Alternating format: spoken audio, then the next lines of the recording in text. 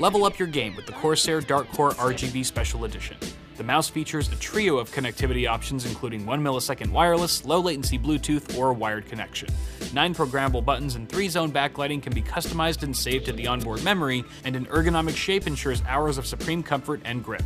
To learn more, click on the link below.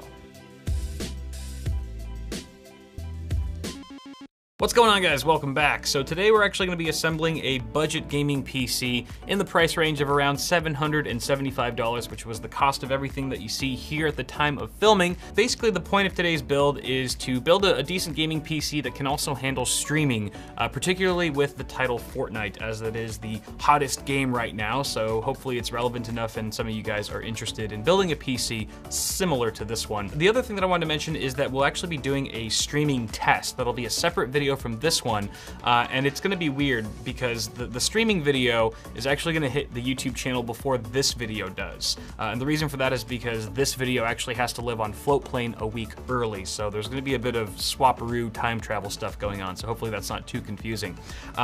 That being said, we are going to do a little bit of gameplay testing with Fortnite at the end of this video, so make sure you stay tuned for that so we can check on the performance of the system we've just assembled. So starting with the parts here, we've got an AeroCool Cylon. This is a $50 case, and it's super budget. It's got a tempered glass. No, actually it looks like tempered glass, but it's actually acrylic, and somehow it managed to ship without any visible scratches. It's kind of miraculous.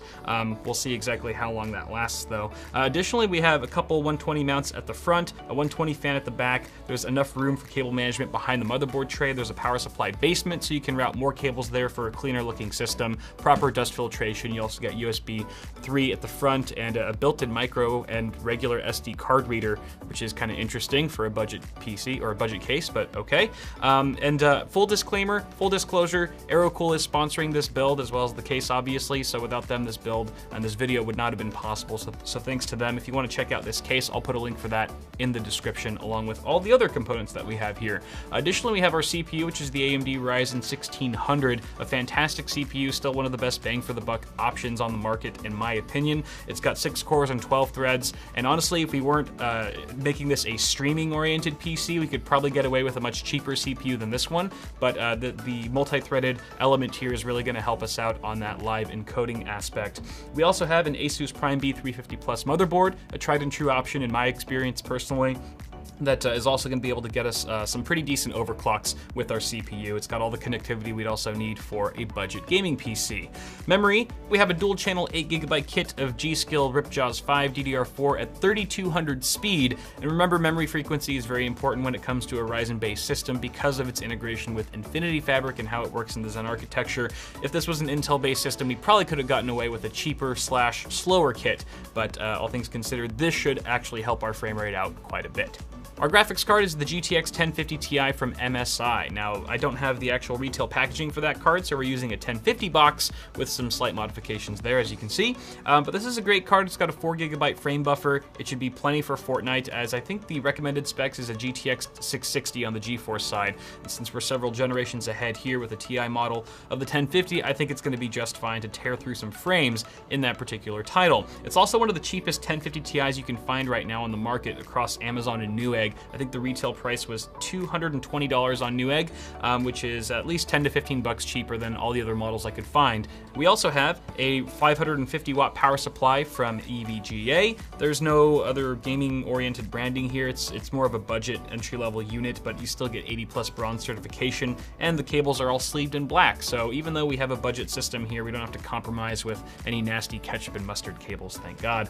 And then finally, we have our storage down there, an A55 256 gig Silicon Power SSD, which we're going to be putting our operating system and frequently used applications onto. I've actually used this SSD in a recent build, and I'm using it again here, just sort of recycling it because it's one of the cheaper options that you can find at that capacity. I think it was only 64 bucks at the time of filming, which is fantastic price to gig ratio. And then finally, we have our 1 terabyte mechanical hard drive in the form of a Seagate Barracuda for our games, of course, and other backup media files. And those are all the parts for the build, ladies and gentlemen. Again, I'll put links to all the stuff in the description. But without further ado, let's go ahead and get assembling this PC before diving into what's hopefully a smooth and enjoyable Fortnite experience.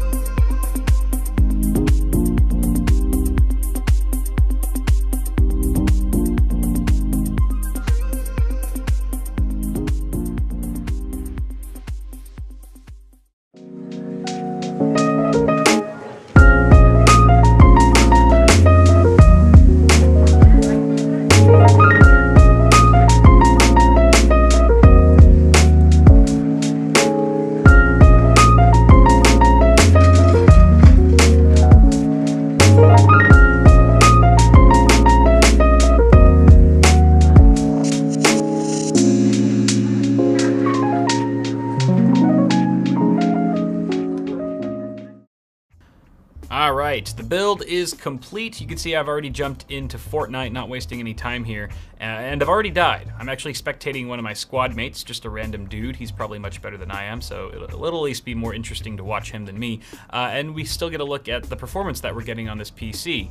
For the record, we're using high settings. The way Fortnite works, you can go low, medium, high, or epic. I didn't really see a huge difference visually speaking going from high to epic, but it did tank our frame rate quite a bit, so I didn't really see a point in going epic, so that's why we're on high. Still looks beautiful. Everything looks really crisp. We're, of course, at 1920 by 1080 here in windowed mode, and we also have a frame rate here, our fraps counter, anywhere from 60 to 80 FPS depending on the scene that we're looking at, which is fantastic. And when I was playing, I actually gamed for a good half an hour or so with the current settings, and it's really smooth. It's super smooth. Of course, we're not streaming yet, so time will tell to see how that holds up, but everything's looking really good so far. I did want to mention that instead of the Ryzen 5 1600, I actually had to swap it out for a 1600X. You can see here in Hardware Monitor, it's actually the XQ, because the 1600 that I have on hand didn't realize, or I completely forgot that it's in use at the moment, and it's actually not very convenient for me to get to it right now, so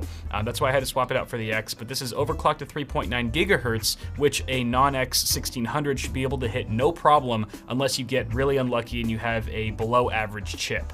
But for the most part, you shouldn't see really any performance degradation or difference, for that matter, going from a 1600X to a 1600 given our current settings. Now, what will change with a 1600X is your temperatures, because now we're dealing with a 95 watt TDP chip as opposed to 65 watts, which is why we're kind of getting warm here at 81 degrees C, which is a little bit toasty for my liking. Rest assured, I would say anywhere from a 5 to 10 degree drop could be seen going to a non-X 1600. Of course, we'll verify that later. Our memory, you can see, is running at 3000 megahertz as opposed to 3200, which is what we were striving for. That's because 3200 speed RAM was crashing the game nonstop. I would play for about 30 seconds, I'd get into the game, and then it would crash every single time. It took me a long time to figure out that it was actually our memory causing the issue.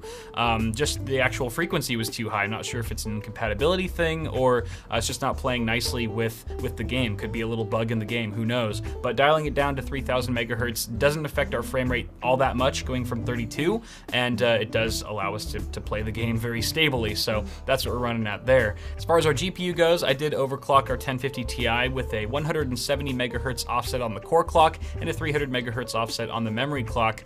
That took us to around 1650-ish megahertz, give or take, kind of is fluctuating there. And then memory speed is at 1752 megahertz. GPU temp is 69 degrees Celsius, which is pretty solid, no red flags there. And it looks like we're eating about 2.5 gigs of VRAM at the moment, so plenty of breathing room there. But wrapping things up here, the system is looking really capable so far. If you're just looking to game with some Fortnite at 1080p, obviously the performance isn't earth-shattering, but it's very playable, very smooth and enjoyable. I think anyone's going to be really happy with this level of performance. Obviously the 1600X is getting a little too hot for my liking. I'm definitely going to be swapping it out for the 1600 when I start streaming, which again, that video should already be up on the channel, just so we don't overheat, but everything else is looking really good. So guys, let me know what you think, if you would do anything differently with the build itself, what you think of the performance so far. I'm sure you guys have an opinion as always. Leave it down below, I'd love to read all about it. Apart from that, guys, toss me a like on the video if you enjoyed it. It always helps, and feel free to get subscribed to the channel for more tech stuff coming at you really soon. You can also check me out on Floatplane if you want to watch my videos a week early